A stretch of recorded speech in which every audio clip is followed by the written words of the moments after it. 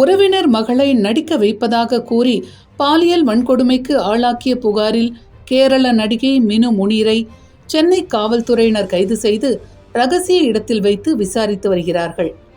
கேரள மாநிலம் பத்தனம்திட்டா மாவட்டத்தில் உள்ள திருவல்லா பகுதியைச் சேர்ந்தவர் மினு முனீர் என்கின்ற மினு குரியன். இவர் 2008ஆம் ஆண்டு கேரளாவில் சின்ன திரையில் அறிமுகமாகி திரைப்படங்களிலும் நடித்து வருகிறார்.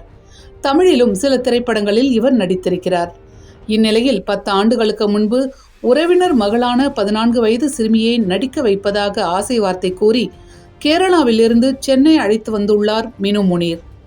அப்போது சென்னையில் தனியார் விடுதியில் அந்த சிறுமியை மினு முனீர் தங்க வைத்திருக்கிறார். அங்கு சிறுமியிடம் 4 பேர் தவறாக நடந்து கொண்டதாக கூறப்படுகிறது. இதையடுத்து அந்த சிறுமி அங்கிருந்து தப்பித்து கேரளா சென்று விட்டார்.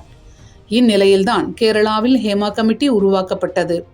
இந்த கமிட்டியில் திரைப்படத்துறையில் பெண்கள் எதிர்கொள்ளும் பிரச்சனைகளும் பாலியல் தொடர்பான பிரச்சனைகள் தொடர்பாகவும் தீர்வு உருவாக்கப்படும் என்று கேரள அரசு தெரிவித்தது.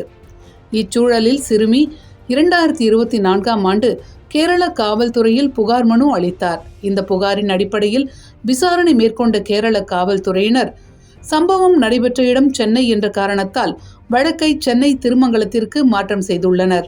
இதையடுத்து திருமங்கலம் அனைத்து மகளிர் காவல்துறையினர் கடந்த மார்ச் மாதம் கேரள நடிகை மினு முனீர் மீது போக்சோ வழக்கு பதிவு செய்து விசாரணை மேற்கொண்டு வந்தனர். இந்த விசாரணைக்கு பிறகு கேரளாவில் இருந்த மினு முனீரை திருமங்கலம் அனைத்து மகளிர் காவல் நிலைய ஆய்வாளர் சுப்புலட்சுமி ரயில் மூலமாக சென்னை அழைத்து வந்தார்.